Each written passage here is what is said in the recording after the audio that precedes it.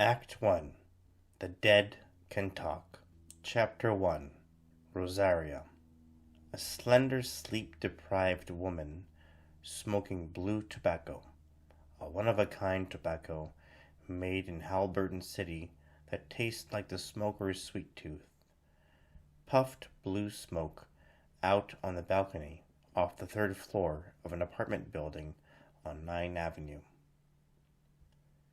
Savoring the taste of chocolate and caramelized bananas on a steaming hot pancake, with syrup dripping onto the rim of the plate.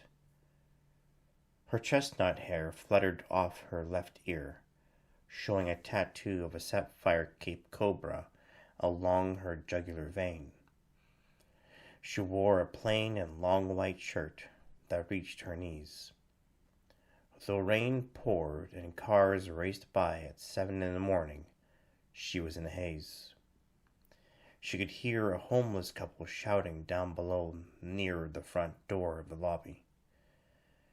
Right as a wine bottle smashed against the brick wall of the building, a lightning struck, reflecting against her olive skin, sunken eyes, and the veins in her forearms, though her dark brown eyes could not be seen, for she had her eyes closed as she savored each puff of her cigarette.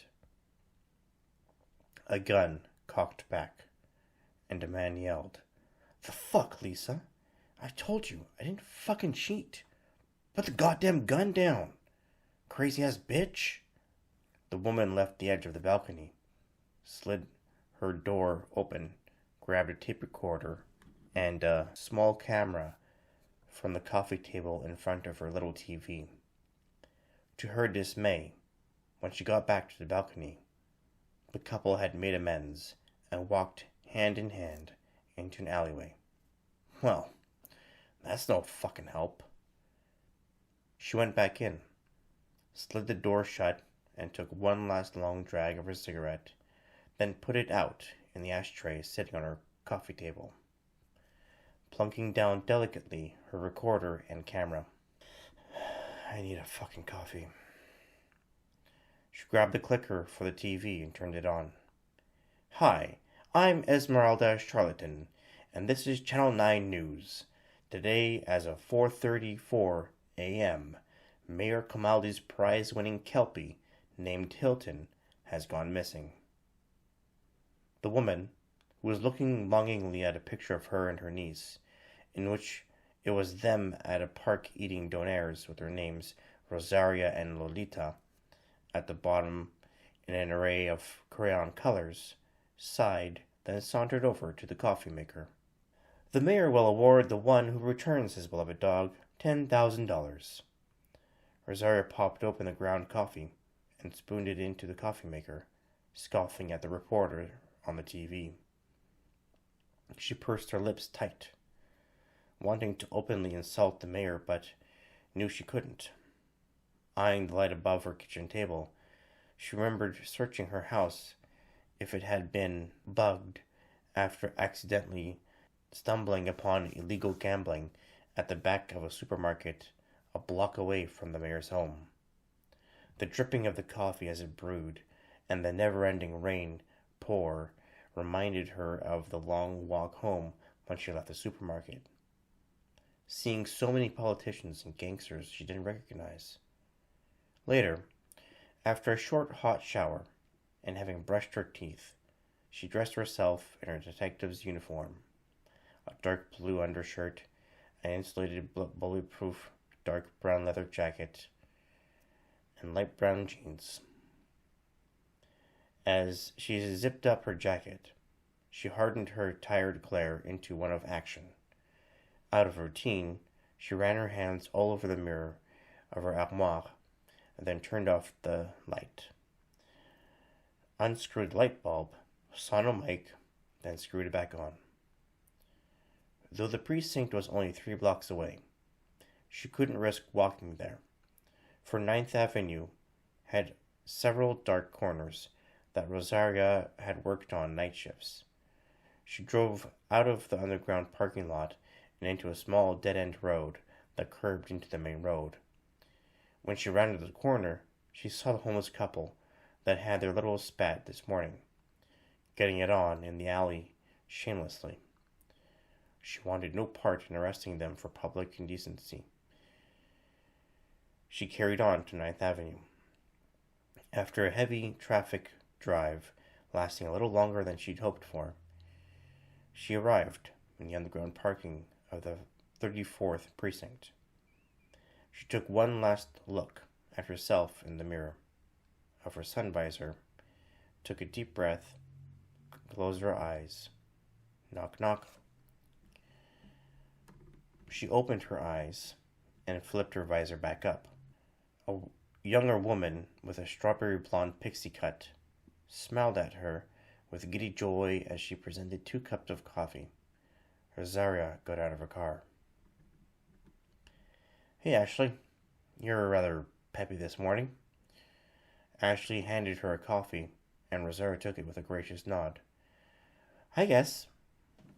You and Taylor back together, I take it?" "Had that piece of shit? Nah. I just got a good night's sleep." Rosaria raised her eyebrows and sipped her coffee, then locked her car, and they headed to the elevator, in which the lot was packed with patrol vehicles and personal vehicles, which confused Rosaria, pulling her attention for just a moment as Ashley swiped her card, then pressed the up button. "Hey, why are the patrol cars in the employee sector?" The elevator opened. Drug bust last night. It was pretty bad." They walked in, as did 2 male officers. "Hey, Mitchell," said Rosaria to the taller of the 2, whom had a mocha-skin complexion with vitiligo. Ashley bit her lip as she ogled at his muscular physique, getting a whiff of his pine and sandalwood musk as he turned his back to her to press the closed-door button when the other officer came in. "Hey, Oliver," said Rosaria questioningly. "You know about the drug bust last night that happened here?" "Oh, up on the main parking garage floor, right?" A little. Ask Big Dog here. He was there." "Don't call me Big Dog," said Mitchell, who turned to Rosaria. "I can't say much about it, but what I can say is they damaged several patrol cars, 1 portable holding cell, and a couple pillars when they tried to make a run for it." Rosaria eyed the digital number that read 1 and quickly asked, "Did anybody get hurt?" "I fractured a couple ribs, taking a few hits from the ringer's beefy henchman, and a couple guys got some nasty cuts from the glass that shattered into destruction. But other than that, no." The elevator stopped at the 3rd floor, and the doors opened. Mitchell swiped his card into a slot underneath a small screen that read his name and time he signed in. "Officer Mitchell Fogarty, signed at 8:45 a.m., said the automated voice. He gestured a greeting fashion to them, then went into the bullpen. One by one, they all signed in. However, Ashley had trouble signing in, for the screen did not read her sign-in time. Instead, it said, "Could not find officer, Ashley Hollow." "What? But I'm 15 minutes ahead of time." "Hollow," said a well-built, caramel-skinned man with short, curly hair. He overrode her sign-in, then said, "In my office, please." Rosaria watched her from her cubicle while pretending to organize case files. Ashley walked in, then sat down nervously, staring at his name plaque that read Captain Ricardo, whom sat down with a room-clearing grunt, in which Ashley dug deep, placed her coffee on his desk, and sat up straight. He grabbed a file out of his desk and thumbed through it. "So, Officer Hollow, you were part of the team at the Drenchen mob cocaine bust on the, let's see here, 5th of April? "Yes, sir. All accused were apprehended on site, then sent to the Halbert Maximum Security Penitentiary due to most of the gang having a history of violence. two of which had murdered four bystanders. The captain nodded. Well, considering that it was a high-profile case, and the successful outcome, you have been promoted to detective, which is why the system did not recognize you. IT will come in and make that adjustment today. Congratulations. He closed the file and they stood up and shook hands. She grabbed her coffee, said thank you, and headed out of the office. Her desk, which had been moved across from Rosaria, had a new little plaque that read Detective Hollow. She grabbed it excitedly, flashed it at Rosaria, who looked away from her pile of cases briefly. She raised her coffee, gave a congratulatory head nod, buried her head again into a case file, even though she could feel Ashley's excitement exploding out of her. Oliver, who was in the neighboring cubby, rolled over in his chair, presenting a chocolate scone. Care for a half, my lady? Calm down, Oliver. This is a workplace, not some weird-ass flirty coffee shop. Suit yourself. He took a big bite, dusting himself in sugar powder while eyeing Rosaria's case files. What are you working on? She handed him a couple of napkins. He happily took it and wiped his mouth clean and the sugar powder off him. It's nothing, just a cold case. He scooted closer. The sister killer. Are you blind? It's the Tigra family murder case. Right, but it's not true. Sorry? Oh, you don't know. Here, I'll show you. He rolled to his cubby and placed his scone on his desk, then grabbed a wet wipe from his right top drawer and cleaned his hands, then tossed it in the bin. Rosario rolled over with elegance and waited for him as he dug through a pile of case files that was in complete disarray. God, you're a pig. It's been a hell of a week. Don't sass me. He pulled a file from the middle of the first pile, then plopped it in front of her. See? Anya Tigra, murder case. He flipped to the next page. Before she killed her sister, on March 30th, 1976, at 2:30 a.m., she had an older sister who tried to kill her. When? No one knows. But what was certain was that, aside from the mother, violence ran in the family. The father, Mauritius, had gone missing on June 14th, 1978. As for the mother, give me a minute here. He flipped to the second last page and ran his finger to the second paragraph. She has been a patient in the Sun and Moon Psych Ward since September 5th, 1980.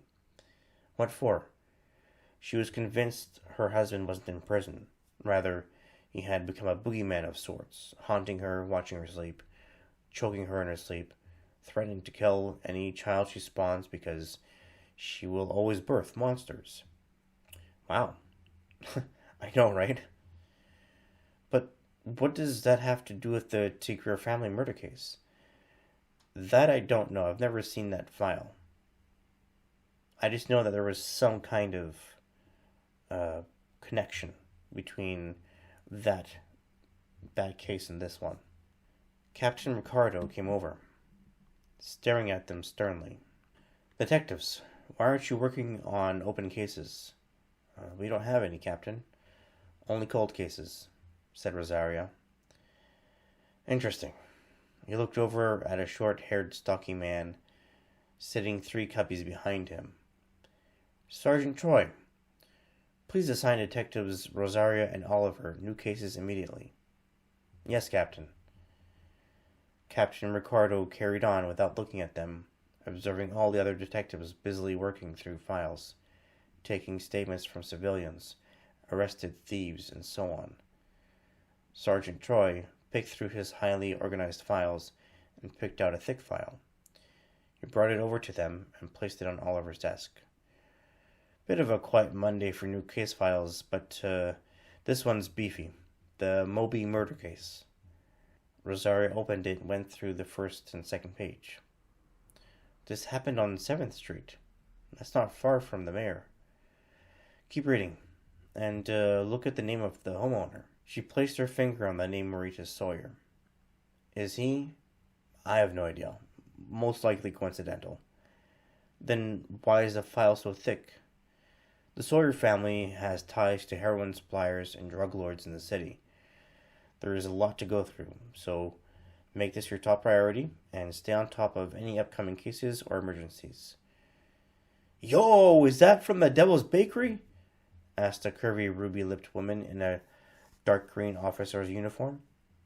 No, it's from Bracco's. Probably the best dessert food truck in the city. Oh, bullshit. Crunchy, creamy donuts is way better, said Mitchell. Rosario ignored them as she fixated on the name Mauritius. Her heart raced as she read the description of the house. But she was pulled out of it when Oliver nudged her. Can you tell these clowns they're wrong? Rosario huffed and looked at him. I'm not much for sweets, but I do like Torino Brothers Bake Shop. Best lemon meringue croissants. Huh, fancy. Let's go there for coffee. Is it close by? No, it's on the outskirts. Can you jackasses back off? We have a big case to work on. The drooling for sugar workers threw their hands up like they didn't want a fight and scurried to their desks. She smirked at them, then looked at Oliver. We'll go at lunch. They got good sandwiches too. He smiled at her. Okay, so where do we start?